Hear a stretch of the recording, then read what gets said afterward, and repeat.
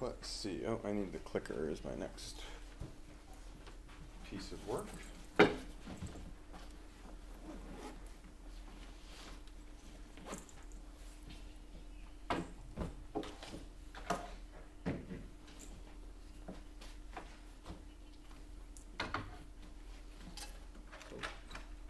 Disassemble it before we start. Yeah, we can just put it off to the side or something.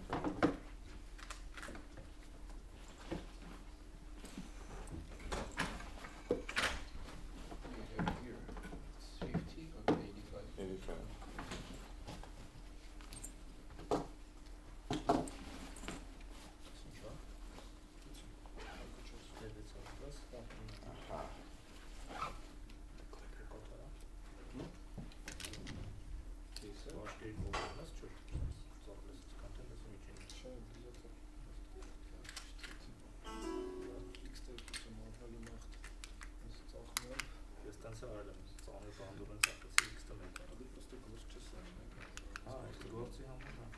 It works. Sweet.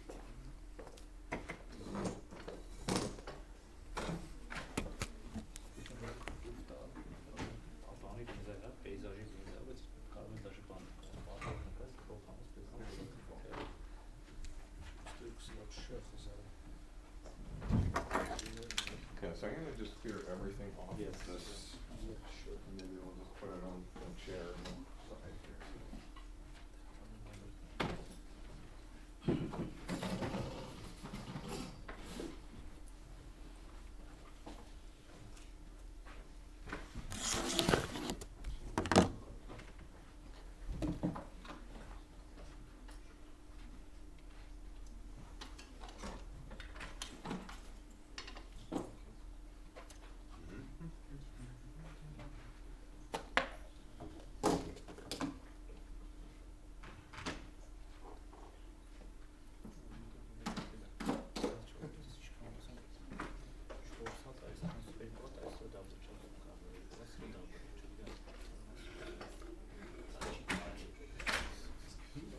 Mm-hmm. Welcome.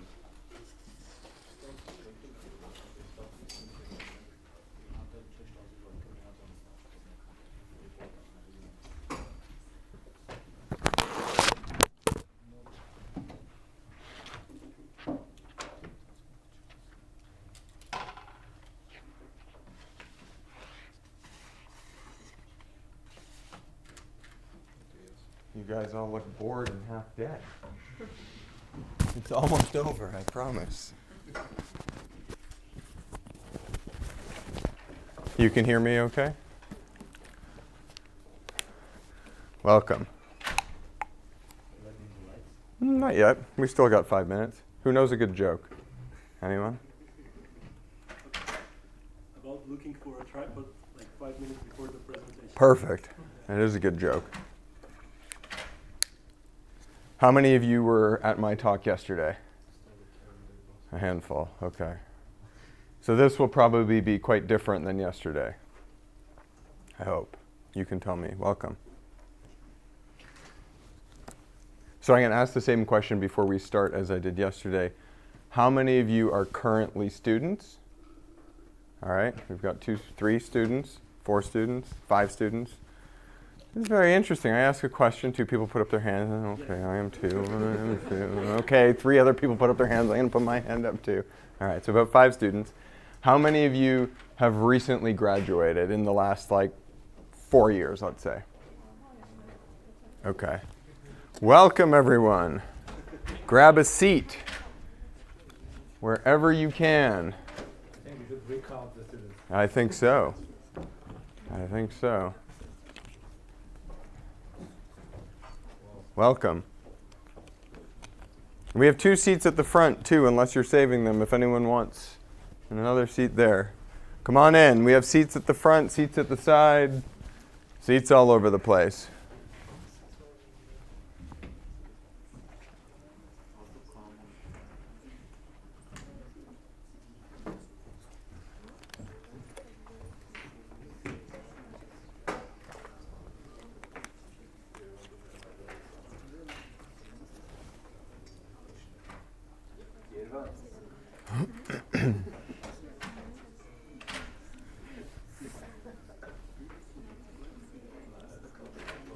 We have a very young photographer with us today as well.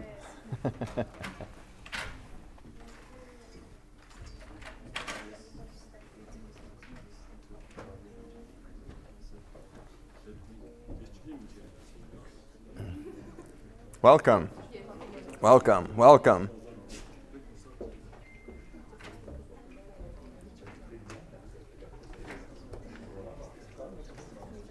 Welcome.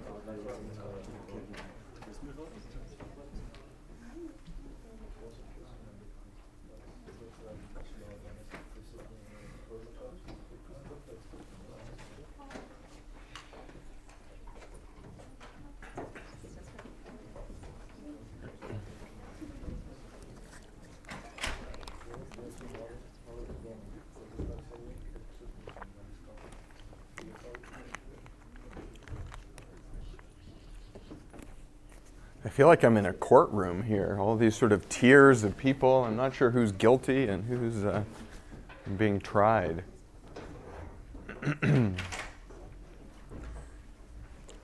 Welcome. Welcome. We still have a couple seats at the front here if anyone wants them.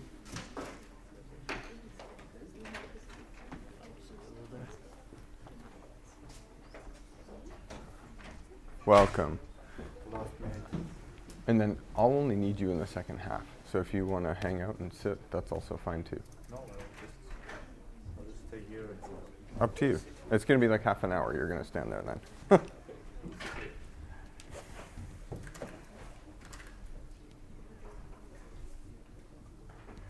Wow, we've got a sellout crowd. Sweet.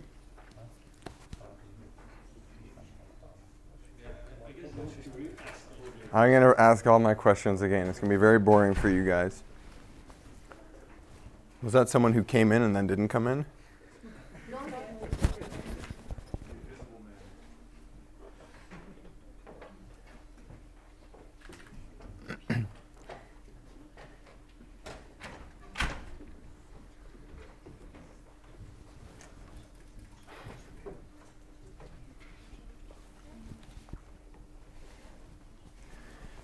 Okay, well, we're now more or less at 4:30.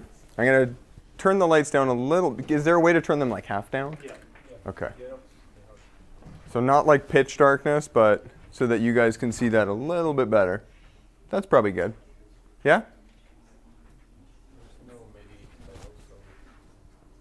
That is that. Oh, it's going to. This is okay. Is this okay for you guys? Yeah. Can you see things okay? Yeah. All right. Everyone awake? Almost the last talk, right? The second to last talk. So thank you guys for coming. Thank you for spending some time. I appreciate it. For those of you who came yesterday, I appreciate you coming for a second time. For those of you who didn't, hopefully it's not going to be a waste of your time. So I asked this question 5 minutes ago when we had half the number of people. So who here is currently a student? Yeah, okay. A bunch of you. Who here has recently graduated, last 4 years or so? Okay. So I'm going to say half the room-ish. So what I'm going to talk to you about today is exactly what's behind me. So there's not going to be any surprises. So slowing creativity down with large format photography. Okay. So who am I? If you were here yesterday, you probably already know this, so I apologize in advance. If I'm new to you, well, this will be new to you. So I'm a photographer who travels the world working for magazines. So this is often what I get to do. So this is me maybe a month and a half ago in Antarctica, going for a swim. The reason I'm wearing a leash is not because I'm weird or any of that sort of thing, but it's pretty cold. And so they have a physician just outside of the frame with the defibrillators in case anyone has a heart attack going into the water, and you can pull the body back in. So I was not pulled back in, but it was bracing. So I showed this slide yesterday. These are some of the magazines that I work for. So lots of travel magazines, food magazines, portraiture, a little bit of this, a little bit of that. And that's what I do. All right. All right, if I'm slide 3, I'm getting thumbs up. This is great. It's an easy crowd. Okay, so the reality here is we all take photos, right? Okay, so this is going to be a participatory part. Who here has ever taken a photo? All right. On their phone? Yes, okay. Who here has ever taken a picture on a digital SLR? Okay, most of you. There is a digital SLR right there. You got to keep your hands up. Who here has ever taken a picture using a film camera? All right. Half the crowd. Who here has taken a picture using a medium format film camera? 1, 2, 3, 4. Sort of a camera, sort of film. Okay. Who here has taken a photo using a large format film camera? All right, 1, 2, 3. A handful of you. Who here doesn't know what a large format camera is? Sweet. All right. So more people here don't know what a large format camera is than have taken photos with a large format camera, and I think that's great. But it does beg the question why you're here if you don't know what it is. I'm teasing. Okay. So I want to tell a story. If I had a pipe, I'd smoke my pipe right now, but I don't. So when I was your age, all you students and a bit younger, I was at the University of British Columbia, and we had a darkroom. And I spent a lot of hours in this darkroom developing negatives, making prints, all those sort of things. And there was an alumni who was also there. So he probably wasn't that much older than me, but when you're like 18, everyone seems like they're so much older than you. And he said to me, Andrew, and he used large format, beautiful printer. If you guys are familiar with Ansel Adams' work, like these beautiful landscape kind of things, that's the sort of thing he did, but at a very, very high level. And he told me a story. He said, Andrew, you're going to meet 3 types of photographers in your life.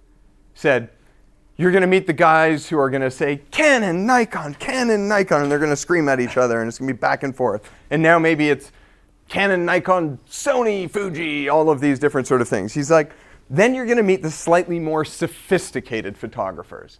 And all they're going to say is, well, I'm shooting with a Hasselblad. Yeah, the Hasselblad's much better than a Mamiya. It's much better than a Rollei. It's much better than a Bronica. It's much better than a Pentax. Fill in the blank, right? So this is the slightly more sophisticated photographer. But we're still arguing about the same thing, but in a different pile. Or today you can think about, iOS versus Android or PC, Mac, or whatever it is. There's always these arguments about something. And he said, Andrew, all the pros ever talk about, what are all the pros? What's the only thing they ever talk about? What tripod do you use? And, whoops, lost my lavalier. The point here, that's my tripod. The point here, actually that's one of about 8 of my tripods. The point here is that you can have the best equipment. You can have the $8,000 body, full frame, and like the $3,000 lens, or whatever it is. But if it's not sharp, it doesn't matter, right? And you can take amazing photos with inexpensive cameras. You can take amazing photos with expensive cameras. Now, tripods aren't for everyone. If you're someone who's on the street doing sort of reportage and things like that, tripod's probably not your jam. But if you're doing anything, whether it's portraiture or interiors or architecture or fill in the blank, having that solid sort of platform to put something on makes all the difference in the world. It's the difference between something that's razor sharp and something that you can't use. So this is me with tripods in different places. So I want to share a thought with you, okay? So here's the thought. Travel becomes a strategy for accumulating photographs. Most tourists feel compelled to put the camera between themselves and whatever is remarkable that they encounter. Right? So you put that camera up and you're shooting the Eiffel Tower or whatever it is, shooting Cascade, you're putting something between you and that object, right? Needing to have reality confirmed and experience enhanced by photographs is an aesthetic consumerism to which everyone is now addicted. How many of you are on Instagram right now? There we go. Yeah, everyone. And I guess the other question is, if anyone has their head down, how many are on it right now? So, industrial societies turn their citizens into image junkies. It's the most irresistible form of mental pollution. Okay? So, it's kind of like a harsh thought. I think for me, the kicker, though, is this. This was written in 1977, 40 years ago, okay, by a woman by the name of Susan Sontag. If you're not familiar with her, you should read her. She's amazing on all sorts of different subjects. But this is 40 years ago. Google, I think they recently said they process something like 1.5 billion images a day through their Google Photos thing, and Facebook is more than that.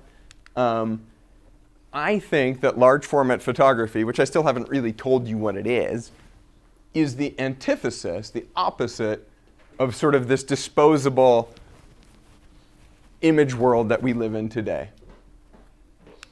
So, more participation. Welcome. How long does it take you guys to take a photo? Blink of an eye? A minute? Who here has ever taken a picture that's taken them 5 minutes? And if you are taking a picture of your food from above for Instagram, you can't put your hand up. Who here has taken 30 minutes to take a photo? All right. I like it. We've got either some people who are super serious or not very talented and just takes them a long time to do things. I'm probably in the second category. So here's the next question. And this is, I get to put on my professor hat here and pretend you are my students, because I do want responses here. So what's a camera? Anyone? A tool that lets you create the stuff that you want people to see. Okay, a tool that lets you create the stuff that you want people to see. Yeah. Absolutely. Document the moment. Something that documents the moment. A tool which lets you to capture physical colors and shapes into some sort of thing that you can have a snapshot of.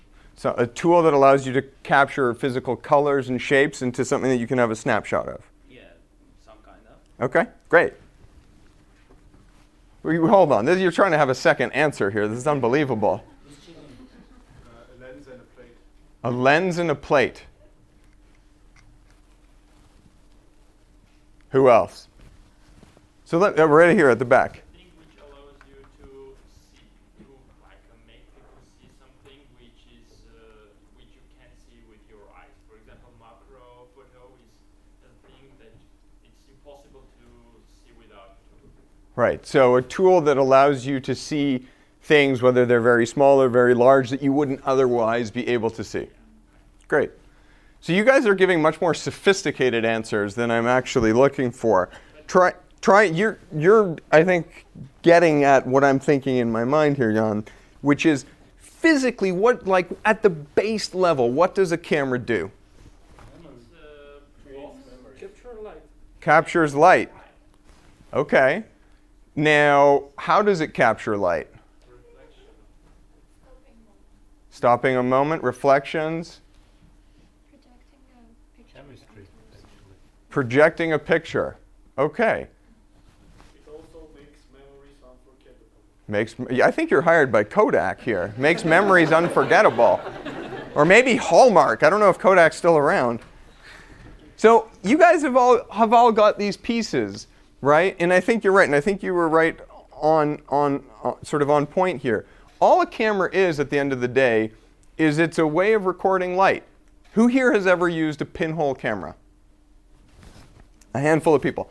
I would recommend to all of you to invest the $4 that you need to get the cardboard and tape to make and aluminum foil to make a pinhole camera.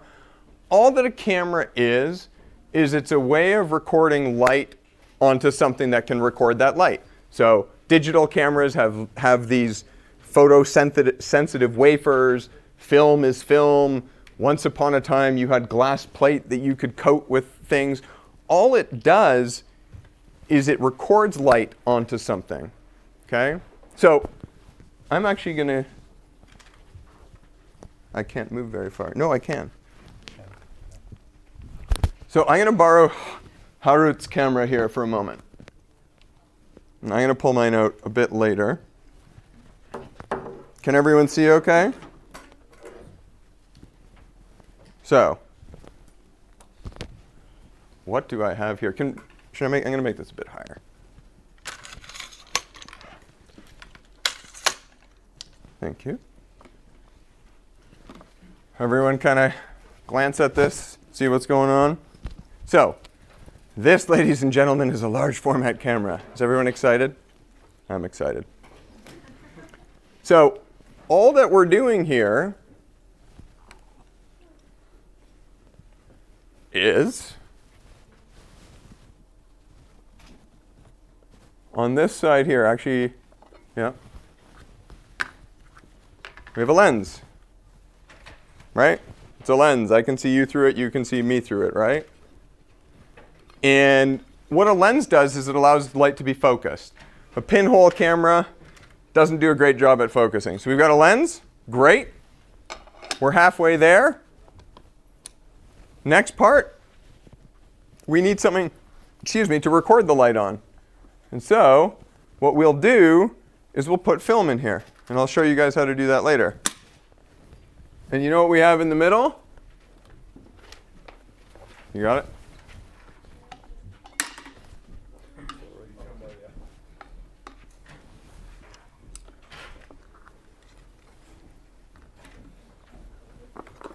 In the middle, we have nothing. So all of that this is, is a way to keep things dark between where we capture the light, where we focus the light and then where we capture the light. That's it. Super straightforward. It's a box, right? You couldn't be any more simple than this. Okay, we're going to come back to this in a minute. I'm going to put this over here for a moment.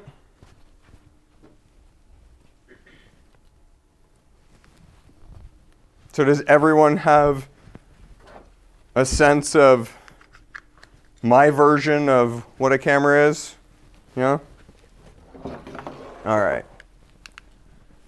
So you're all here probably for a number of different reasons, but some of the questions that I got in the hall and sort of in the lunch cafeteria area was like, so what's the difference? Why? Who cares? Right? It seems like a real pain in the neck, right? I can take a picture like this, done. Why large format? What makes it different? So I'm going to talk to you about 4 different things. We're going to go into them a little bit. These are the 4 things: resolution, movements, go slow approach, look and feel, aka the hand. So, resolution. Can you guys see that in the corner there? There's like this little black notch in the corner of this slide. Yeah? Anyone have any idea what that is? Low resolution. Sensor of a camera, phone camera. Bingo. I didn't pay him, I swear. What I'm about to show you is the relative sensor sizes physically. Okay? So the physical relative size differences between things. So that in the corner there is what you have in your iPhone 6. This is what you have in your reduced frame digital SLR. APS-C, exactly. This is what you've got in your full frame digital SLR. This is what you've got in your fancy Hasselblad. Remember that from before, medium format. This is 6 by 6 centimeters. This is what you've got in your 6 by 9 centimeter medium format.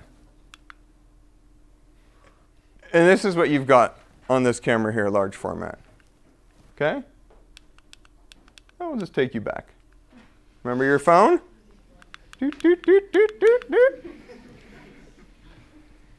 So that's sort of the difference in physical size. Now, all of you guys know that resolution isn't simply dependent on size, right? There's how many density of pixels and all those sort of things. And, I forget if it's 700 engineers at Apple are working just on the phone camera, but resolution isn't simply physical size, but there is physics at work. As you get bigger, certain things happen in terms of apertures and everything else.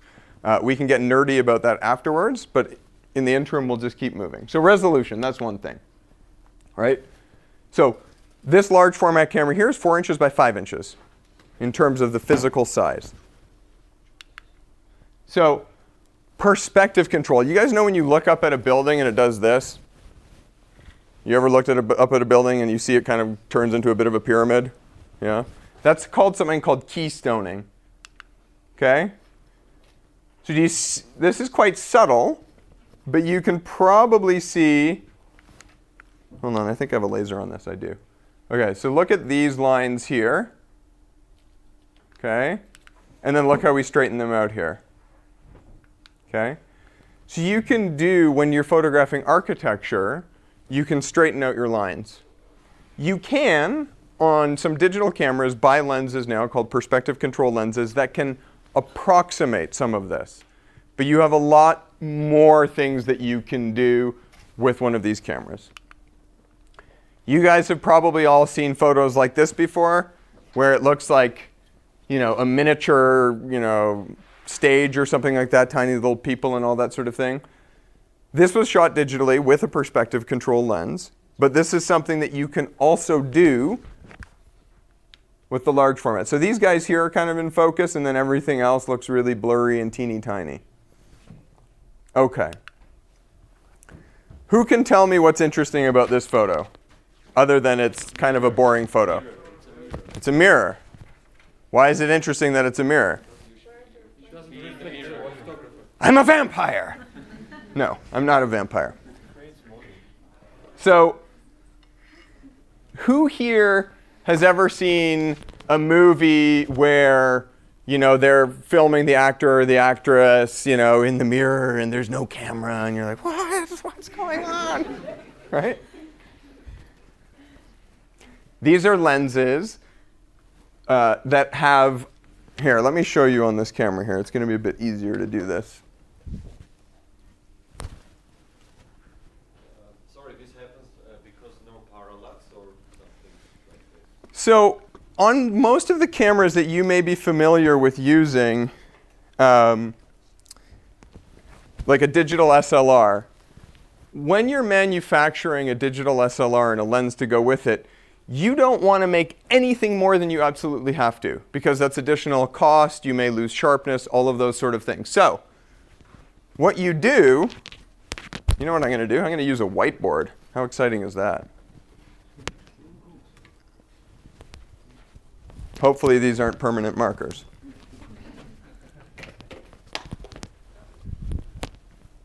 Whiteboard marker, okay. So let's say that this is the picture.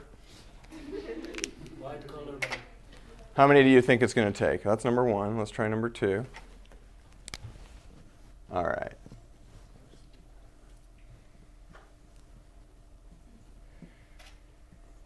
Can you guys sort of see this? Smiley face. So let's say that this is the picture you've just taken on your camera. Okay? Now, isn't it weird that this is a rectangle, but your lens is actually a circle? So what's happening there? What's happening is that your lens is actually projecting that light, like we talked about before, if you're imagining a pinhole camera. It's actually projecting more than is being captured, okay? But the manufacturers want to make it as tight as possible. There's no point in making a circle this big because you're only ever using this little part. Now, imagine with large format photography that you do have this giant circle. Okay? So you've got this big circle that's being projected, and that film on the back is only going to use a small part of it. Let's say it's just going to use this, which means I can also use this. And what I do is I physically move, I slowly move,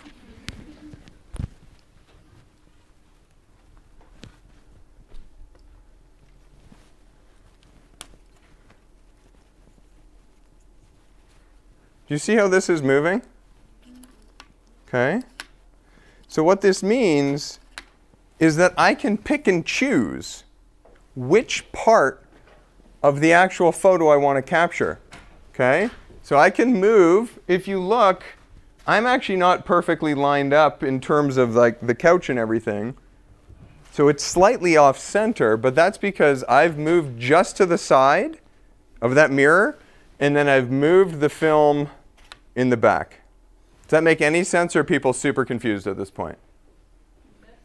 A little bit of both. Tell you what, when we get into sort of the hands-on part, we're going to put some lenses on this, and we're going to just let you play with it a little bit, and then I think it'll make a little bit more sense. But just think about it in terms of like just using, you know, part of this huge circle that it's projecting. So that's one of the things that you can do with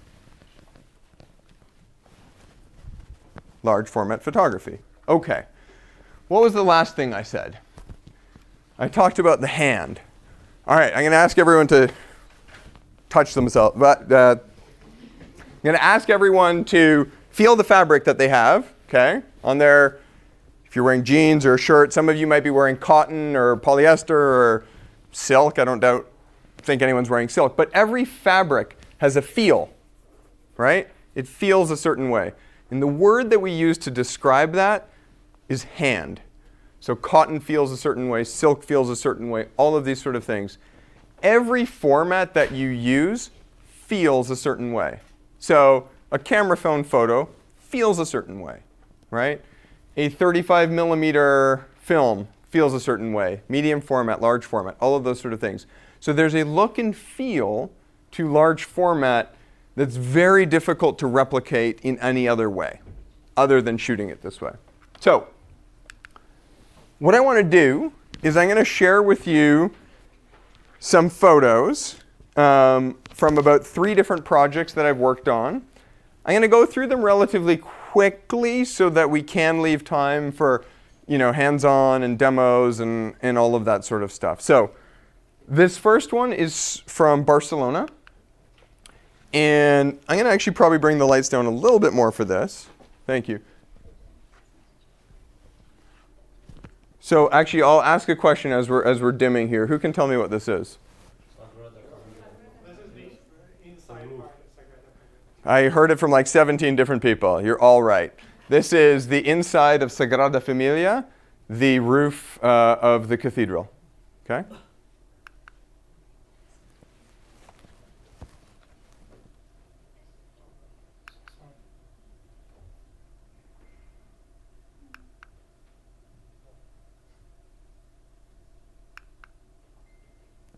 If any of you like football or soccer, this is Camp Nou, where Barcelona plays. So with this project, it was sort of trying to pair images where maybe you don't know what you're looking at in the first one, and the second one kind of zooms out a little bit so you have a better sense.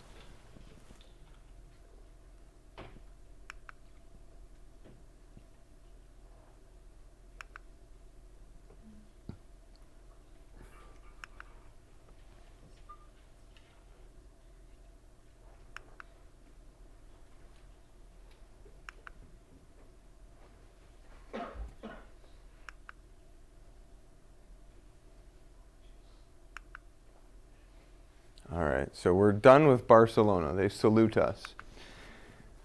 This is a project that I worked on in some of the Central Asian former Soviet republics, the stands. So we went to all of the stands except for Afghanistan and Pakistan. And so this is sort of a handful of images that I shot there. And I'm particularly drawn to interiors and humor. And so I think in a lot of my photos, when you have big prints, it's only in some of the big prints that you kind of start to see the humor. Like this gentleman here, he's actually, that's a rug on the wall, right? And you only see that if you're quite close. And so I thought, you know, there was this humor of he's in front of this rug and he is a rug, and, you know, all of these different sort of interplays of different things. This is the Rajasthan in Samarkand, if anyone's been there. Tajikistan, the Hotel Avesta.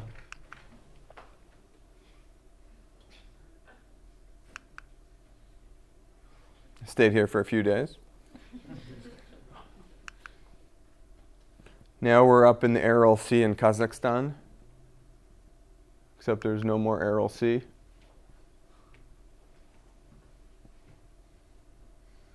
If you can't read that, it says you motherfucking pimp. But it's misspelled. One of the things with this image that I find quite funny is that stove on the left is actually being used for storage. Right, so this was the hotel that I stayed at in Aralsk, so right in Kazakhstan on the Aral Sea. So this was, again, one of the hotels I stayed in.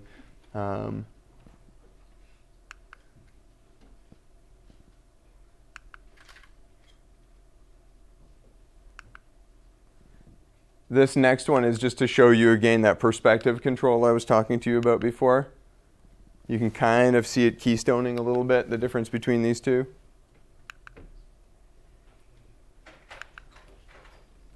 This is in Turkmenistan. I think 1 or 2 presidents ago, aka Turkmenbashi. And for me, it was just this humor of this roadside diner with cheap red plastic chairs and Coke bottles in the back, and this very grand or attempt of grandeur of the bust of himself. And you're kind of like, ah. I really like photographing in stores. I think a lot of what I enjoy doing is looking at spaces when people aren't in there to understand what it's like if people were in there. This is Ruski Bazaar in Ashgabat. This is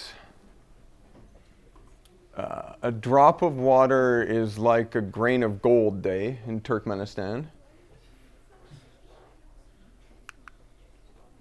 They like watching TV.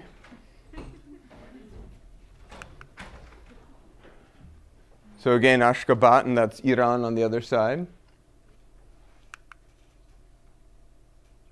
Soviet sculptor whose name eludes me.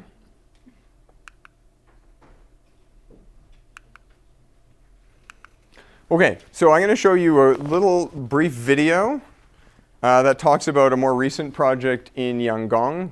So Yangon, aka Rangoon, in Burma, aka Myanmar. So we'll watch that. That's going to be about 5 minutes, a couple more pictures, and then we'll jump into the demo and questions and getting your hands dirty and all that kind of thing. Yeah? So let's see if this works.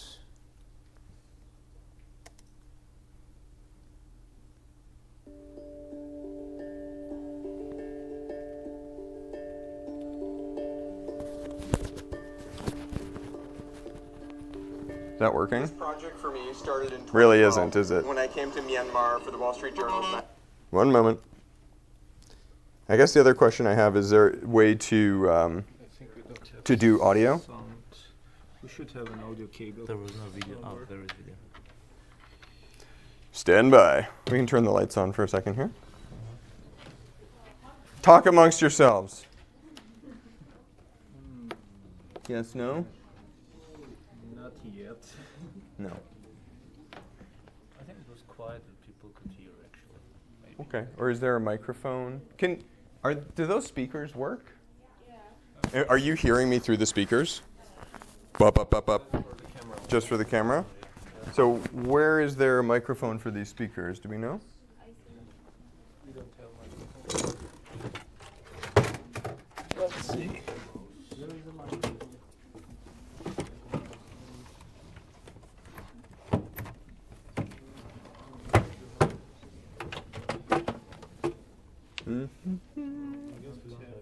I see something.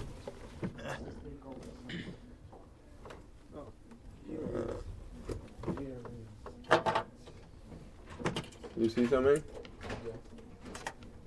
Yes, it should be. Maybe? It won't come here. Oh. All right, well, you guys have to listen very carefully then, I guess. I apologize. Let's try.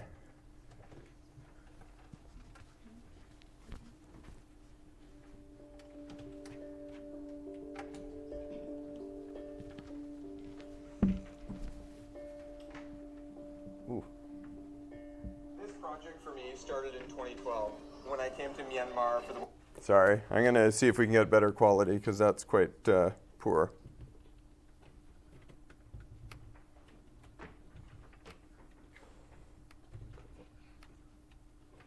Journal magazine. Okay. Here we go.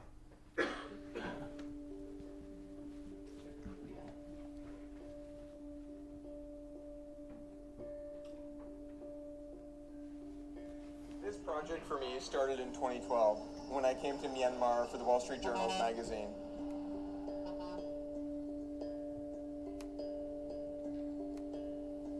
I came to Yangon, I went to Bagan, and I went to Inland Lake. But it was Yangon that captivated me, and I knew that I had to come back. There was this moment in time that is only now, and then it's going to be gone.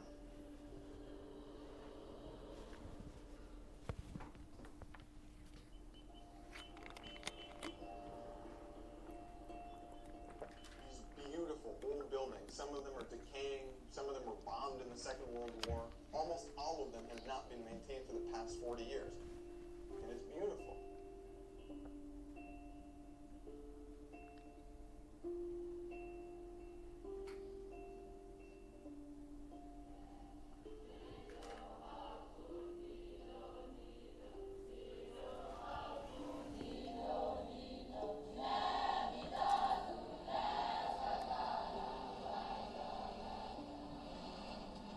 What I recognized when I come to Yangon was that this was a place in flux. And it was a place that was totally unique in Southeast Asia and Asia generally.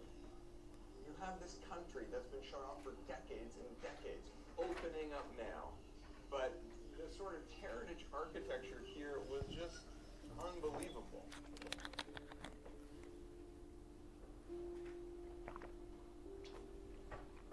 I had to think about how I wanted to capture the images.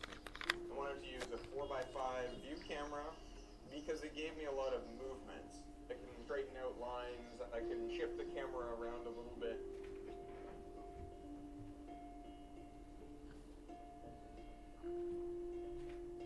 Coming back subsequently on 2 more trips, we added something to the mix, which was an 8x10 view camera. The benefit is that when you're setting up the 8x10, it's almost like you put an easel in front of you. So you've got this beautiful easel, and then you're almost directing the scene in terms of what you want to be in, what you want to be out, and frankly, it's beautiful. It's such a different way of experiencing a photo and a scene.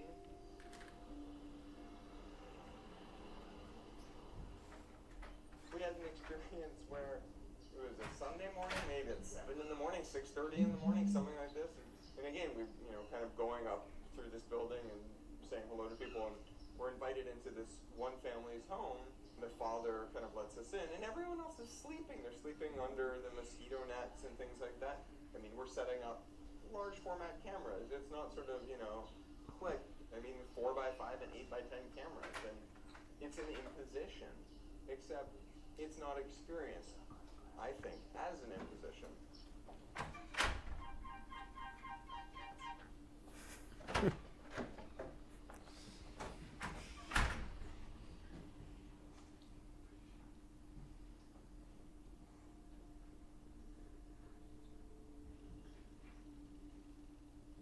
It's just outrageous how kind the people are, how open the people are, how welcoming the people are.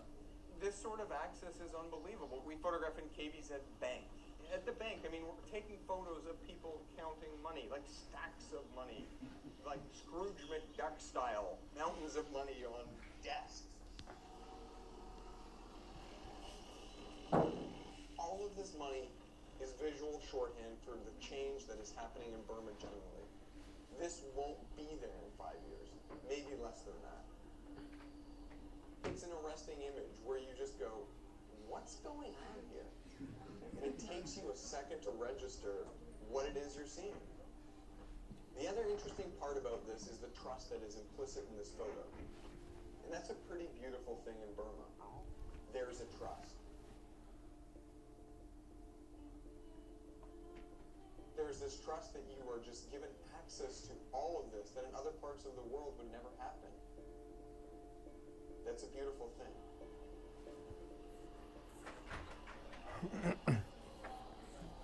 Come in, come in. All right. All right. So I'm going to share with you a couple. Let's get the lights halfway up again if we can. Yeah, it's on YouTube. If you look, the title's at the top there, Collision Yangon, with my name.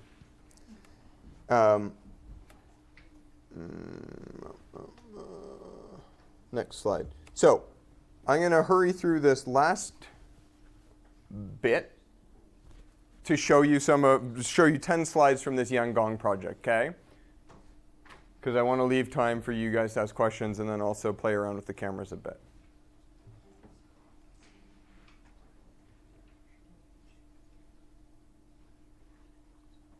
You've already seen this one. And this one in the video. That's all money. Each one of those bills is about $1, $1.50 US. So even if you rob that bank, you're not going to be doing that well. You've seen this one.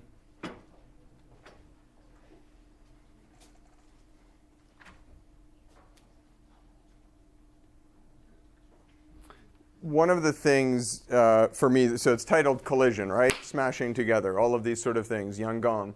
And for me, that's like the future, it's the past, it's religions, it's development, it's modernity, it's all of these different sort of things. And for me, this picture kind of brings a lot of that to bear. You've got all the kids in the middle here who kind of represent the future. You've got this new housing, which is sort of this development.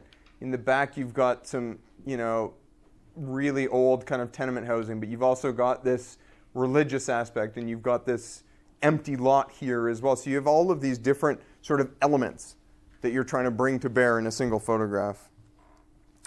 This one, for me, this is at the airport. And again, this represents for me kind of the future, right? You've got this modern new plane, but it's not yet painted, right? You don't know what's going to go on it, what's going to happen, any of these sort of things. And so for me, it represents this sort of future yet unwritten in Burma. And then for me, this sort of, this painting cellophane thing also represents the fact that me, as a foreigner, as a Canadian, as a photographer, as an outsider in someone else's land, there's always going to be sort of this barrier or this veil between me and the subject, right? So, and this I just thought was fun. Okay, so I want to open it up to questions. There's all my contact information if you want it. Let's maybe bring the lights up if we can. So I'll open it up to questions for a few minutes, and then we'll set the cameras up. You guys can jump in and fool around with the cameras and all that good stuff. Any questions? In the back, in the yellow. Thanks for the presentation. My question is not very related to photography, but more towards you as a photographer. Okay. What's your favorite place in Armenia, or whatever you see so far? My favorite place in Armenia. I have been here for about 36 hours. So I'm not going to have a great answer for that. Today I spent part of the day walking around to a few different places. I had dinner last night near the Cascade, which I think is quite unique. I went to the Versailles today and shot some photos and videos and been taking the metro around. I think the glib answer to that, generally speaking, is my favorite place is the next place I've never been. Do you do digital printing? So the prints that I end up having made from the film, from the actual thing, so they're scanned, and then those scans are digitally printed. So yes. Which is your favorite film? What's my favorite film? There's getting less and less. So if I'm shooting medium format film, I typically shoot Kodak 400.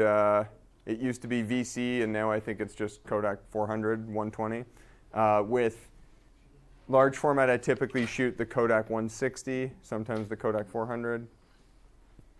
Are your videos color graded? Say that again? Are your videos color graded? Are my videos color graded? Your videos. Yeah, so I didn't do that final video, but it was color graded to a degree. So if you guys don't know what color grading is, it's just trying to make sure that all of your colors match and have kind of the same levels and everything like that. So if you're new to shooting video and you haven't shot much video before, you should try and shoot it as flat as possible, no contrast, no saturation, no sharpness, none of that sort of thing, because you want to do all of that in post-processing. For your information, Kodak Ektachrome is coming back. Ektachrome. So Ektachrome is coming back. I was never good enough to shoot slide film, so.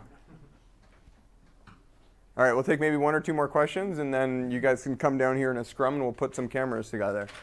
Anyone else? You use pretty wide lenses. How wide in 35mm equivalent? So I shoot most of my large format on 150 millimeter lens in large format, which I don't actually know what the conversion is. It's a pretty normal lens, maybe 55 or 60 millimeter in 35. So it's not super wide. I saw a hand up. Do you have any plans to have some project in Armenia? We'll see. I don't have any distinct plans right now, so the short answer is no.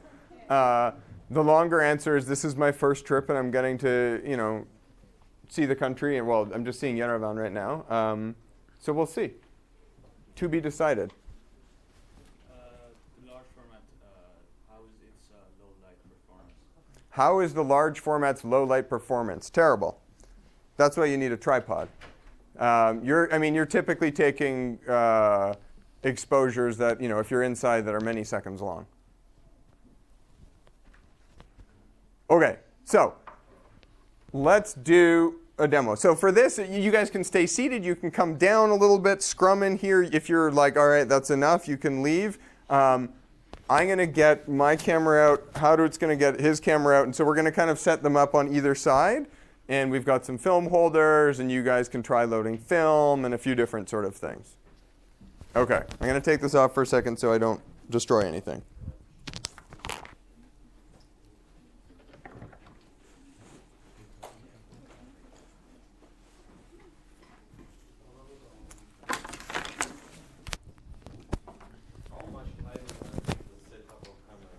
You're about to find out, because we're about to do it. So you can get your stopwatch out. So I mentioned before I'm a tripod person. This is one of my tripods.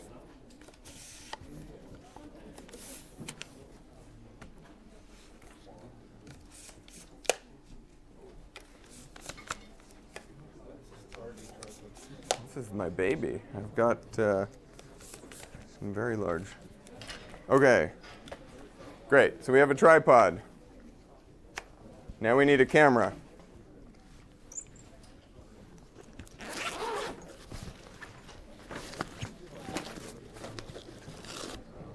This is what my camera looks like.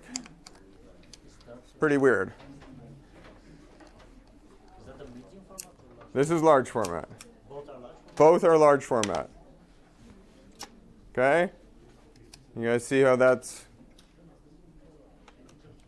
happening? So, I've got the plate, but nothing else. So we Are there digital decks for large format? There's one company called Better Light, which makes a back for large format, but it's not. It's very specific use cases because it scans like one line at a time, and so you have to do it under continuous lighting because fluorescent lights won't work, and if you're outside, the clouds will move, and so.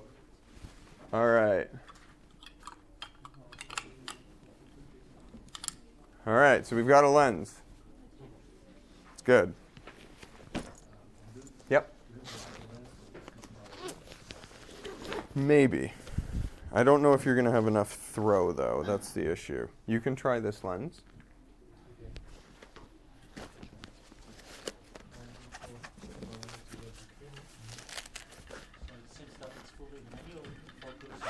Everything's manual. Yeah, you guys can come up in a second and take a look. You're not going to be able to do that without the tool. All right. Pardon me? Yeah, that's right. So extra hardware, you need a light meter. That is a true story. I didn't mention that.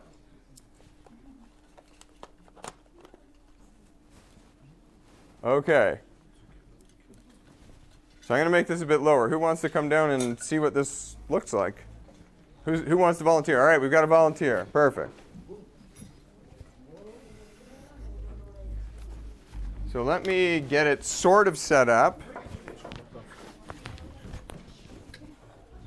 Let me just check. That's open.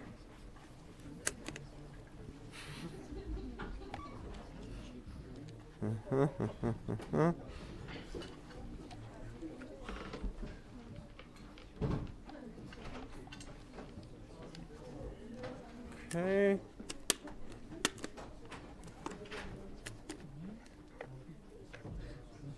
This is how it moves, like tilt shift.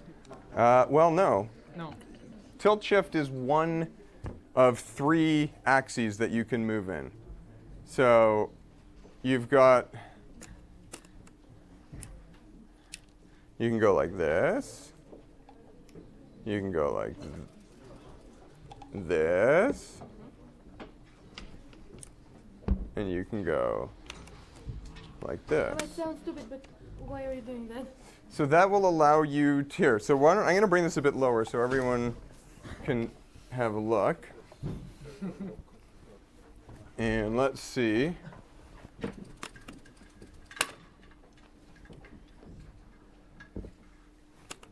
All right, so this is what I propose. No, that's the wrong bag. That's not what I propose. This is what I propose.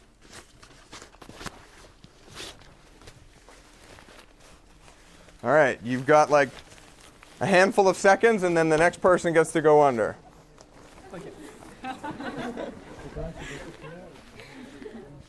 Are you set up on this one? Yeah, but the focus is like... You need to crank it way like this. No, the other lens didn't work. It didn't fit. It was high. It was larger than the mount. I see. But somehow I made this work. Like. You know, I know how you made it work. Oh. It was this lens, right? Yeah. So this is how you make it work. Sorry. Take this and put it on the other side. Yeah, right. Okay.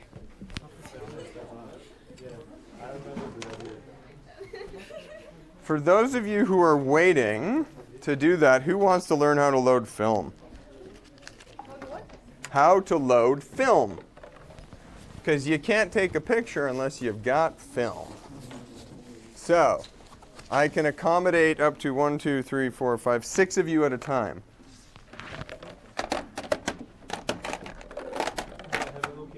And we've also got this that you can look through here too. And if someone has a jacket, maybe they can put that on it. Okay. Do you have a jacket, guys? Yeah.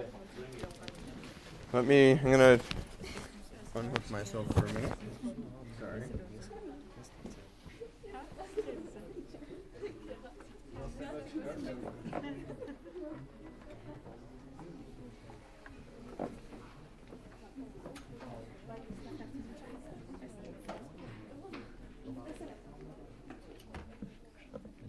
Through here for a second.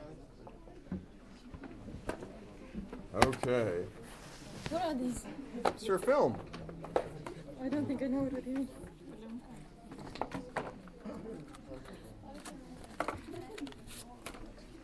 This is what your film looks like. So what you have to do is you open it up. And you always have to put the notch in the top right corner. You slide it in and you close it. And then when you take your picture, you put it in the back, you open it up, you go click, and you close it down. One side is silver, one side is black. Okay? And then you do that. So, who wants to learn how to load some film? All right. You want to do it? What do you mean, like to put it in? Yeah. How you put it? So stand here. Close your eyes.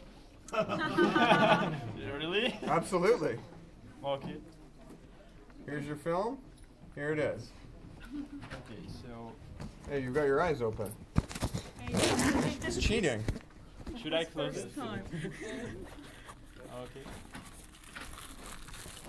You gotta open it. Can I? Absolutely. I'm gonna put a blindfold on you. Okay. Because normally what you do is you load it in a bag. Okay? Because light is sensitive. So, I'll show you how to do it again. Okay? You're gonna pull it out, you're gonna open it up. But wouldn't you have it preloaded anyway? You would load it in advance. It's not like you would do that on the film. Sometimes, yeah. Because you have, depending on how much you're shooting, because you only have a certain number of these. Alright? Oh, you've already loaded it backwards. The picture's not going to turn out. Oh no! Okay. Top right. Like so. So I'll give that to you. Who else wants to try and load one? Who wants to load one? There we go. Who else wants to load one? Alright, I'm going to give you this, and I'm going to give you a piece of film. There you go. We're spoiling the film because we're doing it under the ledge, right? Yeah, this film is dead. This film is for demo. It's okay. Who else would like one? We've got a couple extras here.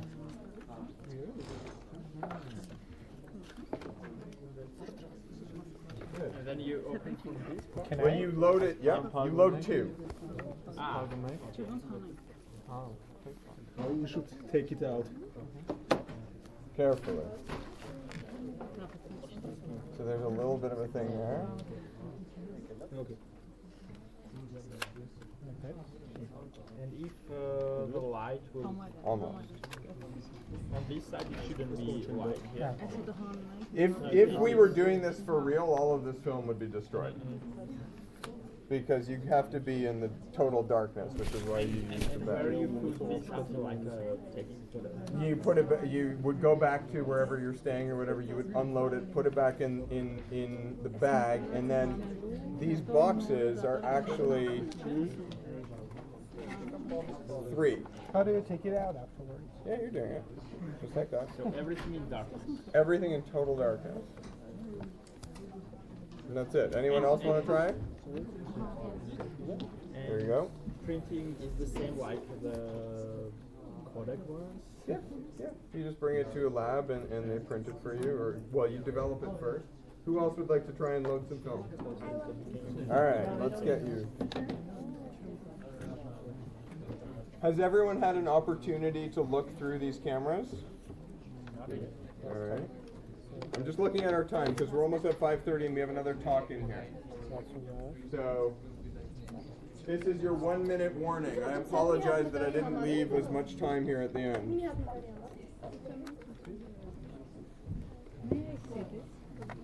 The lens? Sure. And everything I guess is manual. Everything is manual. And how do you know which like Oh, you have a light meter. So you have a like all your just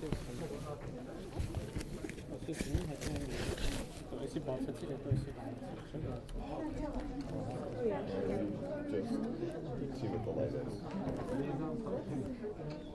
It's to measure light. Because you'll need to set a shutter speed and stuff.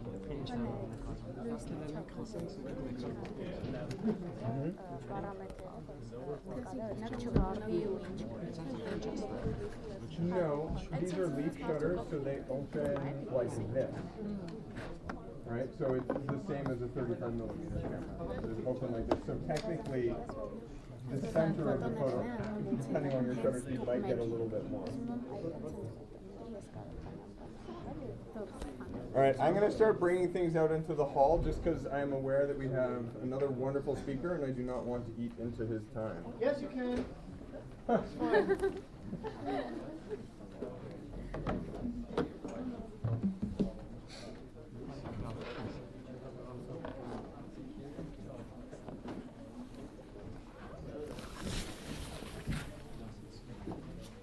I apologize that I didn't leave quite as much time as I would have liked to let you play around a little bit more. Take time.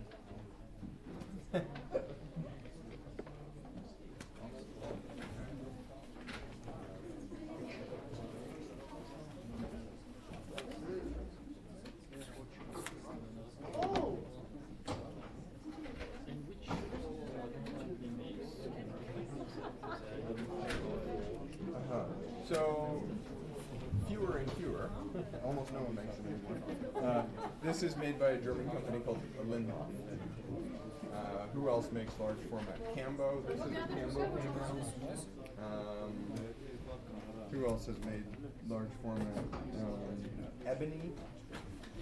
Prices are all the same, or Say that again. prices and quality.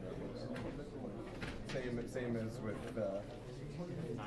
35 millimeter. You can buy something inexpensive, something very expensive, everything in between. How many people you're just leaving? So your question, I'm here till Thursday, and then I go to Georgia.